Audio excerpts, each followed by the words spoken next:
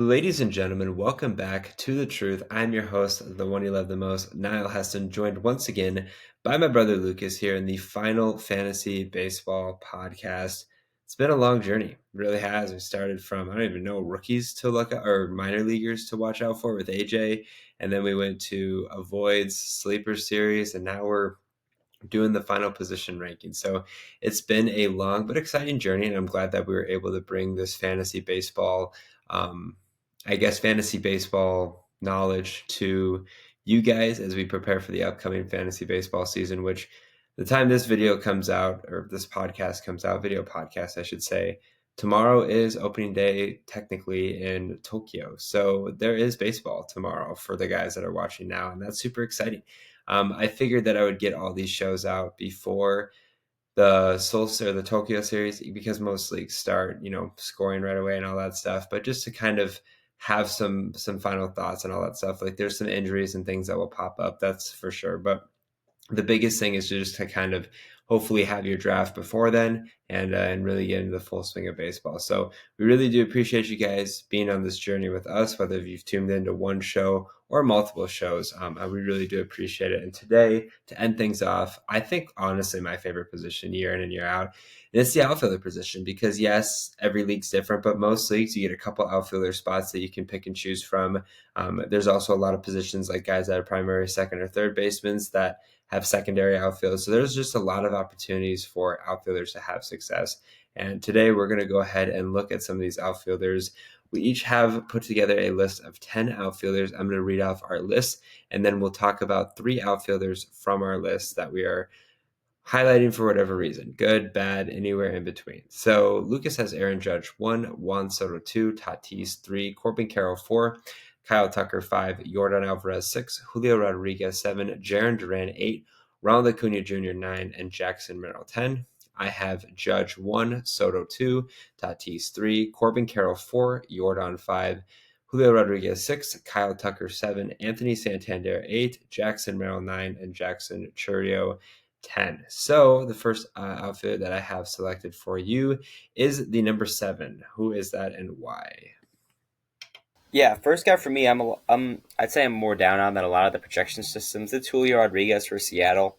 A lot of systems have him top 3, and I don't know. I don't think he's bad at all. I mean, he won Rookie of the Year. He had a great season in 23, but I think he really fell off last year. 17 doubles, 20 home runs, 68 RBIs, 156 strikeouts. He did get you 24 stolen bases, but still, he's a really good player. I mean, 2023 was his best season so far. 32 bombs, 103 RBIs with 40 stolen bases. That is a great season. Year before, 28 bombs, 25 stolen bases. So the thing about him is he's consistent. So if he's available to you, I would definitely draft him. I mean, you're looking at least 20 home runs. You're looking at a 2020 guy. And that's something you really like to see from the outfield position. Again, I'm just not as high as a lot of other people. Not to say he's not good, but he is still young. He still has room to grow. He was the Rookie of the Year. He has a huge amount of upside, and the floor has seemed to not be terrible. I mean, last year, 70 RBIs is all right, but I mean, 20 bombs, 20 stolen bases, that's what I love to see from a young guy. He's getting on base, he's hitting 275 while doing it, and he's hitting for power, and that's something I love to see. So I'm not saying he's bad, just a little lower on my board than a lot of other ones. Yeah, so for me, I'm going to talk about my number 4 guy, and it's going to be Corbin Carroll. Now, obviously, Corbin Carroll, a young stud there in Arizona, he kind of had a little bit of a down year. Actually, a pretty big down year as far as batting average was a big concern. 54 points down from 285 to 231 last season. Had a slow start to the year. He also dropped his stolen base numbers from 54 to 35. Got caught stealing 3 more times.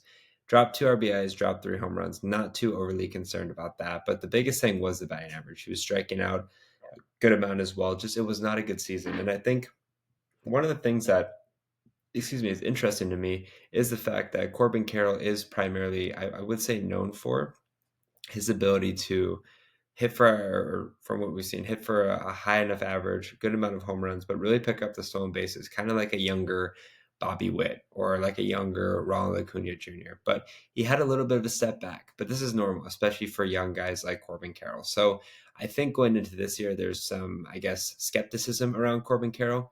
I'm not buying the skepticism. In fact, I'm buying high on Corbin Carroll because I know he's going to fall a little bit farther than maybe people were expecting him to fall going into this year. And I'm going to be buying a lot of shares of him because of the value that Corbin Carroll is going to be a stud this year. I don't know really why he wasn't stealing as many bags. I think, the Diamondbacks weren't trying to steal as much to begin with, but I also think a lot of it was like, oh, he stole 54 bags. Like they're going to be more prepared for it. Going to some Diamondbacks games myself, I know there were opportunities for him to steal more bags, and he just didn't. He got caught stealing more than that. I think he was just kind of all out of sorts last season, which is going to happen. So I think, taking a step back is nothing to be worried about. If it's a couple year step back, then yeah, maybe you start to worry about it. But they did sign him to that big deal. Before I think it was before the 2023 season for sure, before he got back to the major leagues. But they invest a lot in him. He's going to be there for a while, and this Arizona lineup can definitely produce enough for him to have success and be fantasy relevant. Still, that first round value that he was so highly sought off going into last year. All right, the next guy I have highlighted on your list is the number 8 guy in Jarren Duran. Yeah, you mentioned number 8 guy, Jarren Duran. He had a really good year last year, other than the controversy that he got suspended for.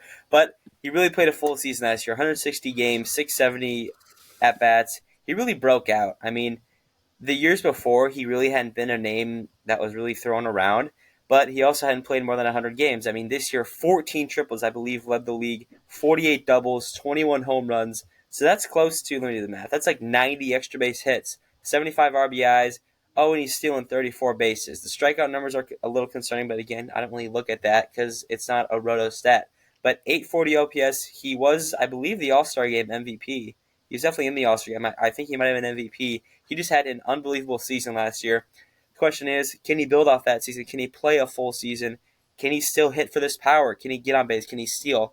He's really similar to Julio Rodriguez, except Julio Rodriguez is a little more proven and consistent, which is why I'm really high on Duran. I'm just a little bit lower than him compared to Rodriguez, but I think if he plays as well as he did last year, he could really scooch into a top 5 LP position, which is really hard to do now, but I really love Jarren Duran.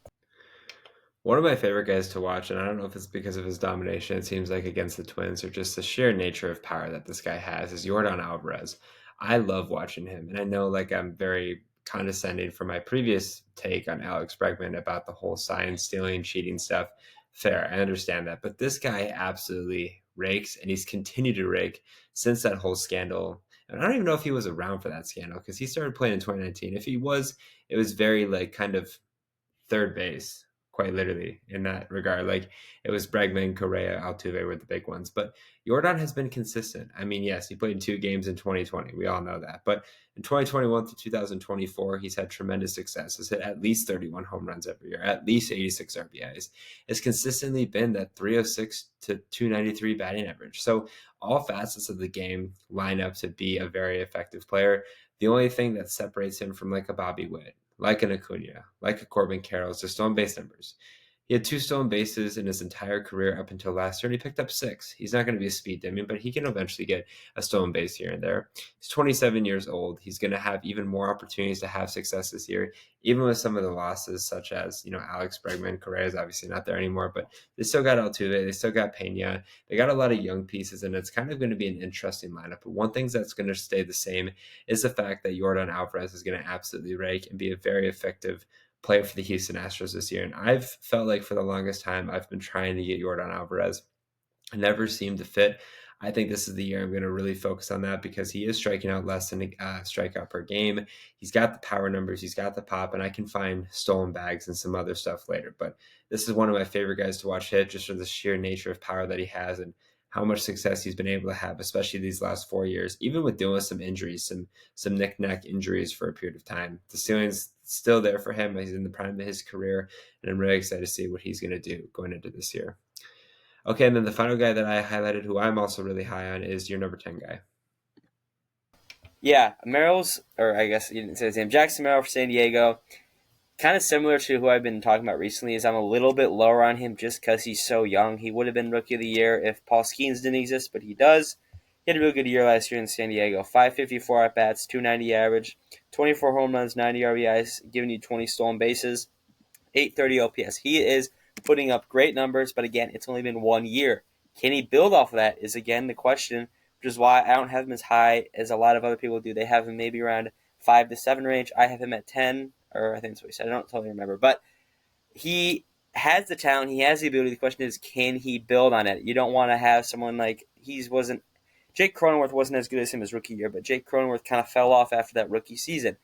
I really want to see Merrill build. I want to see him play well, keep hitting 30 doubles, keep hitting 20 bombs, keep getting 90 RBIs for a Padres lineup that I think's really good. The only concern is he doesn't strike out a lot, but he also doesn't walk a lot. Only 29 walks last year, which is a little bit of a red flag.